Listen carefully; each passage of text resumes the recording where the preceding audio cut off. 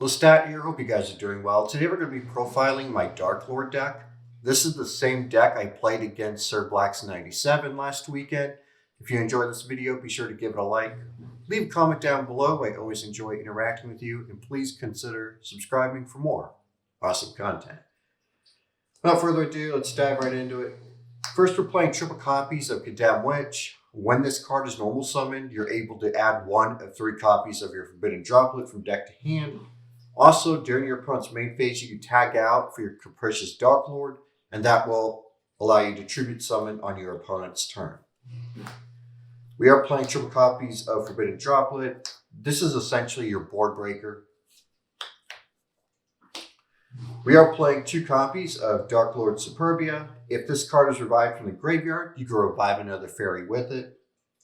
One thing that I don't think that gets talked about enough is let's say you have Forbidden Droplet face down, and you have the first Darklord on the field. You can use the first Darklord's effect to revive your Superbia, and then Superbia can bring back another fairy. This can help set up your Forbidden Droplet plays, because all you need to do is flip your Forbidden Droplet, and you don't necessarily need to send from hand. You can also send to graveyard as well, so you have 2 negates immediately on the field. We are playing triple copies of Indulged Darklord. This can help fix your hands. For example, this can help you set up your Ishal draw plays. And not only that, you can place your Capricious on your opponent's side of the field. When you do that, some decks are locked into certain monster types, so you could potentially lock your opponent out. Speaking of, we are playing the one Capricious, which allows you to tribute summon during your opponent's turn. Not only that, if this card is sent to the graveyard, your opponent's monsters lose 500 attack and defense for every fairy on the field. We're playing triple copies of Ishal, which is your draw card.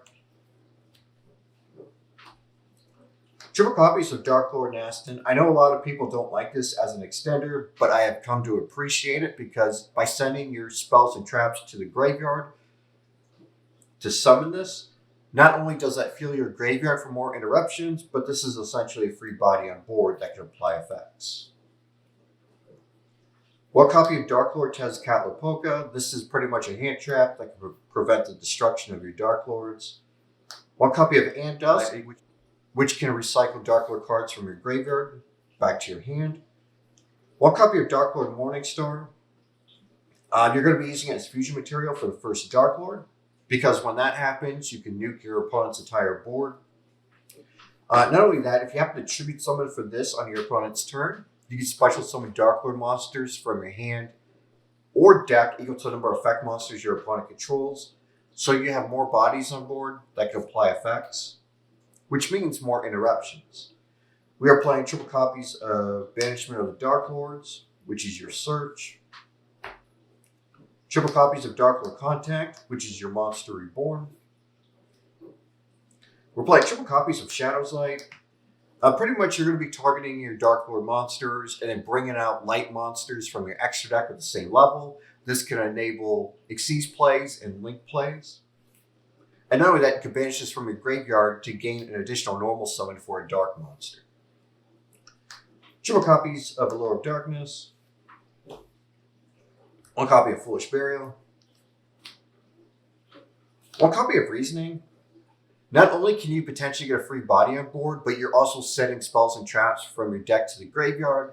And again, that means more interruptions that can be applied by your Darklord monsters. 1 copy of Card Destruction. This deck does struggle with consistency, so this can help replenish your hand. One thing to keep in mind is that if you're considering activating this, think about whether or not your opponent has interruptions. If you happen to go first and you're considering activating this, you need to question whether or not your opponent may or may not have hand traps. If they haven't hand trapped you while you're comboing, I would probably reserve this because you don't want to get rid of their bad hand and allow them to draw into hand traps for interruptions. So hopefully that makes sense. It's something to consider. 1 Call by the Grave to counter hand traps. 1 Darklord Enchantment, which is your Change of Heart. 1 copy of Darklord Rebellion, which is your pop. And last but not least, for the main deck, we are playing one copy of Darklord Uprising to help go into your first Darklord. Getting into the next deck, we're playing 2 copies of the first Darklord. The second one's in here for the grind game. We already explained the destruction effect, but this card can also prevent your fairy monsters from being targeted. And not only that, you can pay 1,000 life points during the main phase to special summon a fairy monster from your hand or your graveyard. So it's a destruction and an extender. One copy of Invoke Gydos, which can pop an opponent's monster. This is a Shadows-like target for your Superbia to help you go into your rank 8s. One copy of Keep It Pitch. This is your indulged and capricious target. This can help you go into your rank 4 or be used as link material to go into your condemned Darklord. One copy of Master Flare. This is your target for Ishel. Whenever your opponent activates a monster effect, you can banish a fairy monster from your graveyard to remove a monster on your opponent's field. And also, this can help enable your rank 10 plays. One copy of Fairy Cheer Girl. You can detach a material to draw cards, so this just helps with hand advantage. One copy of Hope Harbinger for the spell negate. One copy of Galaxy Eyes Photon Lord for the monster negate. One copy of the Bringer of the End Times. This is pretty much a negate and triple pump. It's a super good card. I highly recommend investing in one if you're playing Darklords. One copy of Gustav Max, which is Cowboy for Game on steroids. And of course, you can use it to go into your Juggernaut Libe for the OTK. We'll put one copy of Moon of the Closed Heaven.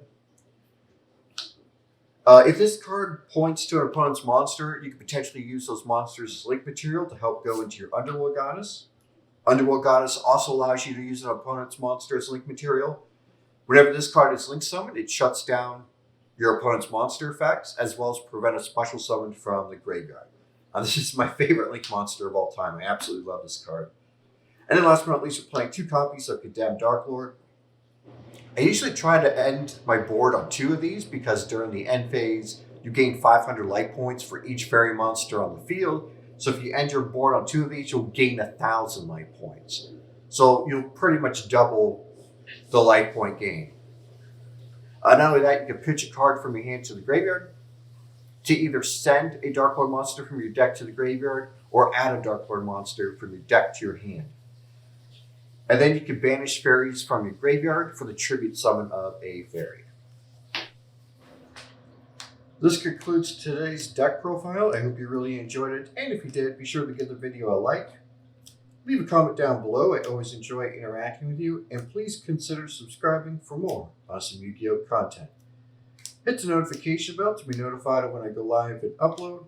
And until next time, I hope you all have a great week. And I'll see you in the next video.